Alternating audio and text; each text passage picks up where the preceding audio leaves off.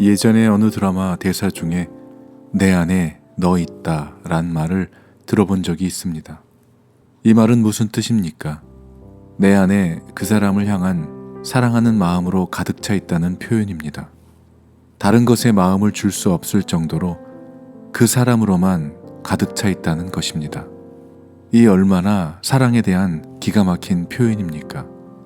이 남자 안에 들어온 그 사람으로 말미암아 그 사람의 모든 삶의 우선순위는 바뀌어 버린 것입니다. 그 사람 밖에는 다른 것은 보이지 않게 되었다는 것이죠. 이렇게 한 사람의 마음 속에 사랑하는 사람이 들어오게 되면 아무것도 보이지 않을 정도로 변화가 일어나는 것입니다.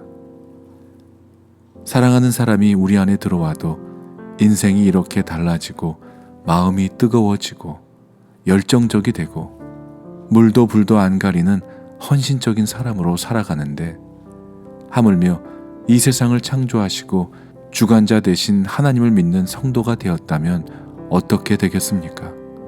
예수님을 구주로 영접하고 이제는 십자가의 보혈로 인해 주홍빛 같았던 우리의 죄가 회개를 통해 눈과 같이 희어지게 되고 하나님의 자녀가 되는 권세를 주심으로 구원 백성으로 삼아주시고 영원 끝날까지 언제나 나와 함께 동행해 주시며 눈동자처럼 나를 지키시는 성령님으로 말미암아 이제는 더 이상 혼자가 아님을 알게 되었다면, 이것은 우리들의 인생에 그 무엇으로도 표현할 수 없는 기적과도 같은 혁신적인 사건인 것입니다. 이러한 어마어마한 사건이 우리들의 인생에 일어나게 되었는데도 아무 일도 일어나지 않는다는 것은 있을 수 없는 일입니다. 예수를 믿게 되었다는 것은 이제는 그 예수님과 삶 속에서 계속해서 인격적인 교제를 나누는 그런 사람이 되었다는 것입니다.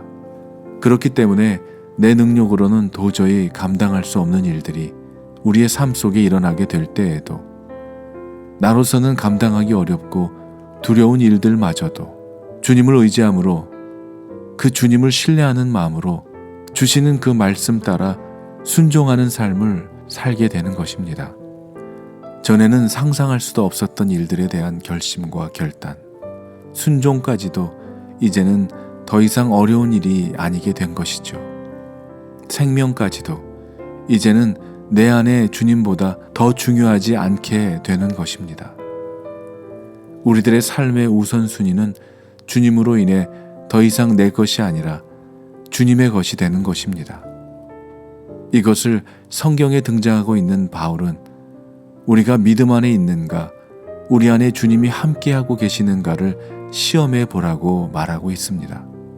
바울이 말하고 있는 내 안에 그리스도가 살아계시다는 의미는 이제는 더 이상 내가 사는 것이 아니라 내 안에 그리스도께서 사는 것임을 고백하게 된 것입니다. 사랑하는 여러분, 여러분 안에는 이러한 믿음의 사건으로 인해 삶에 놀라운 변화가 있었는지요? 아님 아직 내 생각과 내 뜻대로 살아감으로 인해 여러분 안에 계신 성령님의 생각에는 귀를 기울이시지도 못하고 살아가고 계신 것은 아닙니까? 많은 사람들이 예수를 영접했다고 하면서도 예수님이 함께 계시는 것을 알지 못하거나 인식하지 못하며 살아갑니다. 아니, 어쩌면 인식하고 싶어 하지 않기를 원하는지도 모릅니다. 그러나 예수를 영접한 사람들이라고 하면서 지금 우리와 함께 계시는 예수님을 인격적으로 알아가지 못하고 관계를 맺지 못하고 살아간다면 우리들의 삶은 결코 변화되지 않을 것입니다. 바울은 고린도 교인들에게 너희가 믿음에 있는가 시험하고 확증하라고 말하고 있습니다. 이 말은 그들 스스로가 자신의 믿음을 잘 지키고 있는지 잘 살펴보라는 뜻입니다. 그들은 스스로의 신앙을 점검해 볼 필요가 있었습니다. 그들이 거짓 선생들의 미혹에 쉽게 넘어간 일이라든가 바울에 대한 사도직의 의심과 바울의 연약함을 비방한 일에 대해 동조한 일 등은 그들이 과연 올바른 신앙에 서 있느냐는 문제에 의문을 갖지 않을 수 없게 한 일이었기 때문입니다. 그래서 바울은 그들을 깨우치기 위해 예수 그리스도께서 너희 안에 계신 줄을 너희가 알지 못하느냐? 그렇지 않으면 너희가 버리운 자니라고 말하고 있는 것입니다. 그리스도께서 우리 안에 거하신다는 사실은 믿는 자들의 구원의 확신의 가장 중요한 첫걸음입니다. 우리가 예수를 영접하는 순간부터 성령님께서 우리 안에 거하시기 때문에 이제는 자기 중심적이 아니라 그리스도 중심적이 되어 영원 구원의 소원을 두고 살아가는 삶을 살게 되는 것입니다. 우리들의 믿음은 어쩌면 가장 편안할 때 드러나는 것이 아니라 가장 어려운 일을 만나고 지나갈 때 내가 주님으로 인해 진정 기뻐하고 평안할 수 있느냐로 알게 되는 것 같습니다. 우리가 어떠한 상황을 만나고 대면할지라도 주님이 우리와 함께 하심에 대한 확실한 믿음이 내 안에 있다면 우리는 두려워할 것이 아무것도 없는 사람들이어야 하는 것이죠. 우리는 지금 쉽지 않은 시간을 각자가 지나가고 있을지 모릅니다. 그렇지만 지금 우리들에게 필요한 것은 우리 안에 그리스도께서 계신 것과 우리가 믿음 안에 서 있는지를 시험하고 확증하는 것입니다. 여러분의 마음과 심정은 어떻습니까? 기가 막히고 복잡한 심정에 사로잡혀 있습니까? 하는 일마다 뜻대로 되지 않습니까?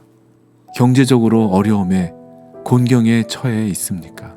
사람들과의 관계에 있어 곤란하고 또 용서하지 못하는 사람들 때문에 마음에 평안이 없는지요? 그러나 그 모든 문제의 해결보다 우리의 마음속에 먼저 선행되어야 하는 일은 상하고 다치고 답답했던 마음과 당황스럽고 화가 나고 조급했던 마음을 모두 내려놓고 문제를 바라볼 게 아니라 우리 안에 계시는 예수님을 향하고 주님께 우리들 자신을 드리고 우리 안에 계시는 그 예수님을 바라봐야 할 것입니다. 그분께서 주시는 온전한 기쁨과 평안이 사랑하는 여러분 가운데 늘 함께 하시기를 간절히 기도합니다. 우리들의 믿음과 신앙은 내가 하나님과의 관계가 얼마나 건강한지에 달려 있습니다.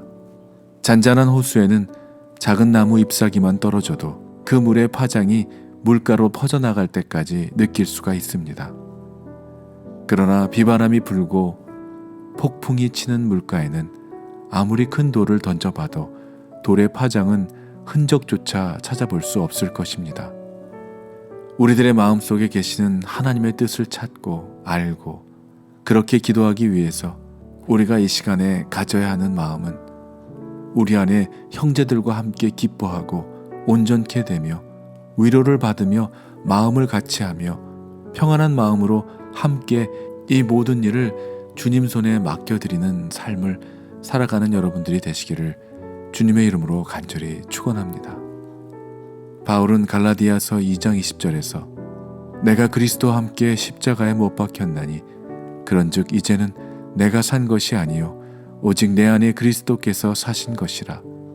이제 내가 육체 가운데 사는 것은 나를 사랑하사 나를 위하여 자기 몸을 버리신 하나님의 아들을 믿는 믿음 안에서 사는 것이라 라고 고백했습니다.